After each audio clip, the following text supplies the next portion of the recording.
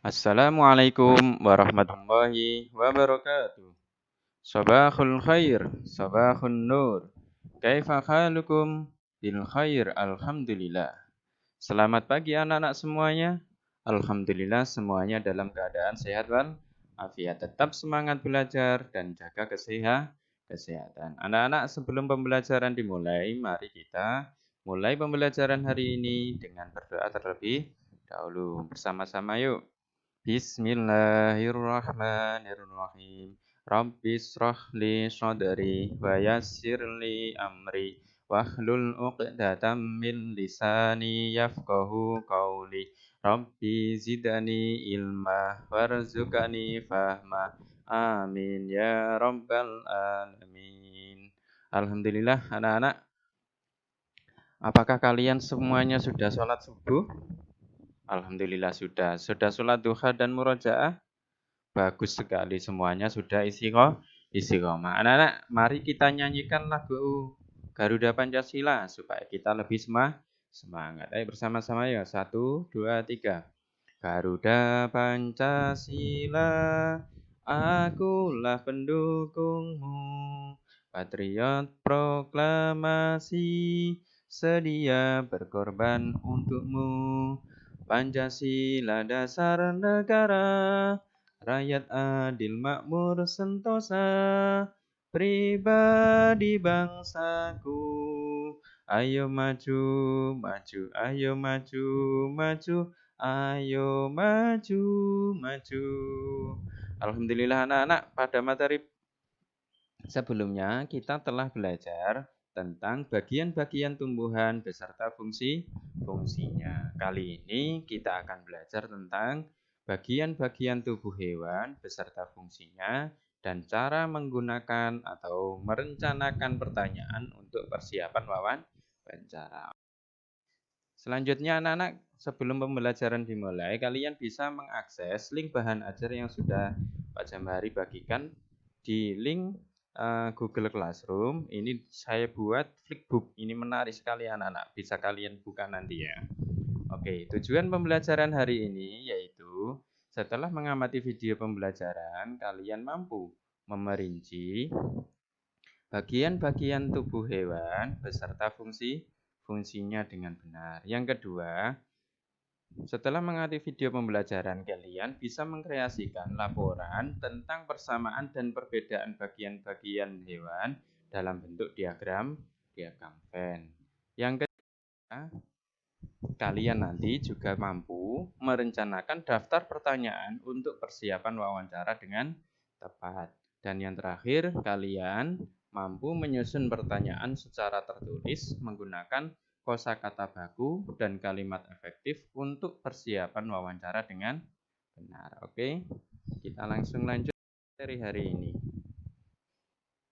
Bagian-bagian tubuh hewan dan fungsinya. Kali ini kita akan mengambil 3 contoh hewan yang mungkin bisa mewakili dari jenis-jenis hewan yang ada di muka bumi ini, karena Allah itu Maha Pencipta sehingga ciptaannya sangat banyak sekali macam-macamnya hewan. Kita akan mengambil secara garis besar saja. Yang pertama adalah burung.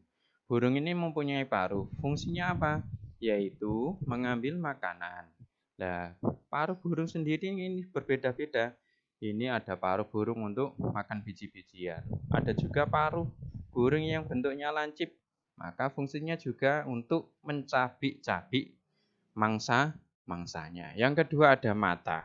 Mata secara garis besar yaitu untuk melihat benda-benda yang ada di sekitarnya. Selanjutnya ada sayap burung ini. Sayap burung ini fungsinya adalah untuk bergerak atau untuk terbang. Ada juga ekor, fungsinya adalah untuk menjaga keseimbangan saat terbang. Dan terakhir ada cakar. Cakar ini berfungsi untuk mencengkeram mangsa dan bertengger di dahan pohon. Nah, ini kalau untuk mencengkeram mangsa ini adalah contoh burung elang. Cakarnya sangat tajam.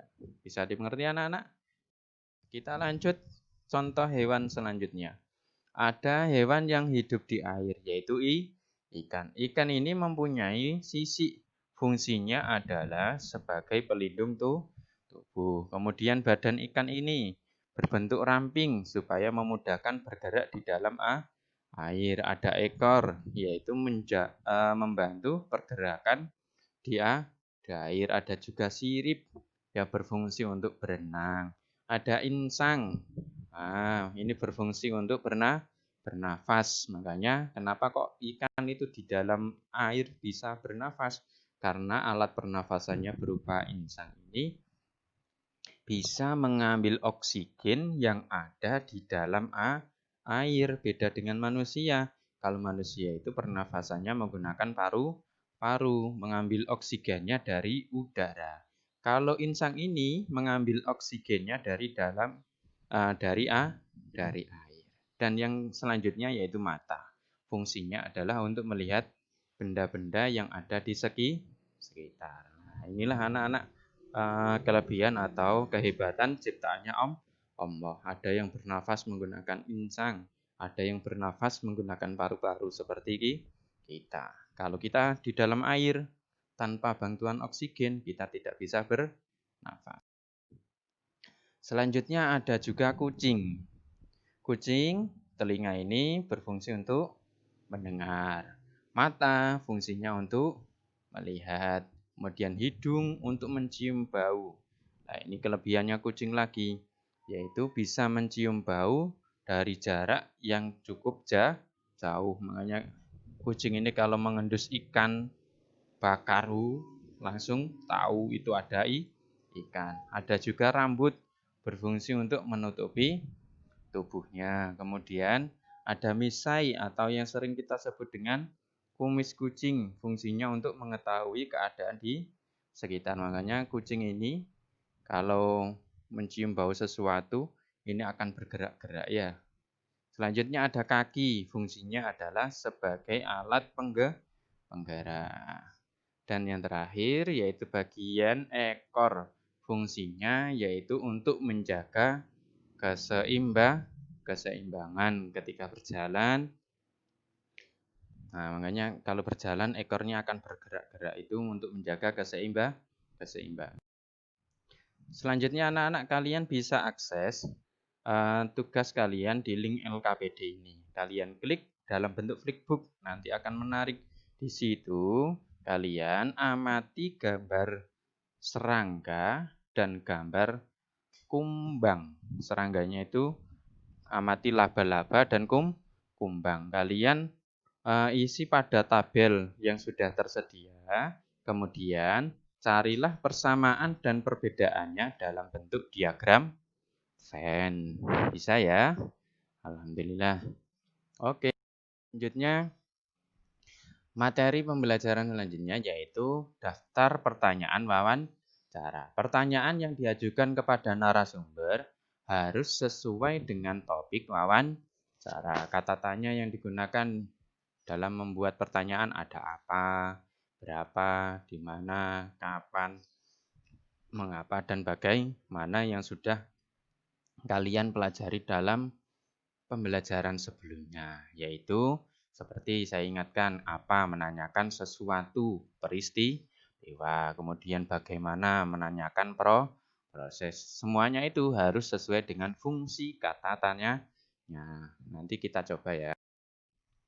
Nah, saat melakukan wawancara, sebaiknya jangan mengajukan lebih dari satu pertanyaan secara langsung. Artinya bagaimana? Setelah bertanya satu, setelah dijawab, baru mengajukan pertanyaan selanjutnya, yaitu mengajukan pertanyaan tersebut dilakukan secara bergantian. Misalnya kalian bertanya satu, setelah dijawab baru mengajukan pertanyaan berikutnya.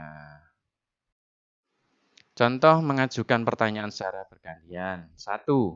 Mengapa penyu-penyu itu harus dilepas di laut? Nah, nanti setelah dijawab oleh narasumber, baru kalian beralih pada pertanyaan kedua, yaitu lalu apa yang terjadi jika penyu-penyu itu tidak dilepas ke laut? Seperti itu ya.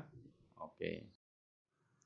Selanjutnya anak-anak kalian bisa mengakses link evaluasi untuk mengetahui seberapa jauh hasil pemahaman kalian di link evaluasi Google Form ini. Google Form ini sudah terkoneksi dengan Google Classroom. Nanti kalian bisa mengaksesnya di link tugas. Oke anak-anak, kesimpulan pembelajaran hari ini apa yuk? Ayo bersama-sama. Di antaranya yang pertama, bagian-bagian tubuh hewan mempunyai fungsi-fungsi yang berbeda, akan tetapi secara umum kita bisa melihat di antaranya yaitu kaki yang digunakan untuk berjalan atau bergerak. Yang kedua ada mata digunakan untuk melihat, telinga digunakan untuk mendengar. Ada lagi yang lain? Burung, Pak, bergeraknya pakai sayap. Iya, betul. Bisa menggunakan sayap. Alhamdulillah anak-anak, pembelajaran hari ini sudah selesai. Mari kita tutup pembelajaran hari ini dengan bacaan Alhamdulillahirabbil alamin. Subhanakallahumma wa bihamdika asyhadu an la ilaha illa anta astaghfiruka wa atubu ilaik. Subhanaka rabbika rabbil izzati amma yasifun wa salamun alal mursalin. Walhamdulillahi rabbil alamin. Wassalamualaikum warahmatullahi wabarakatuh.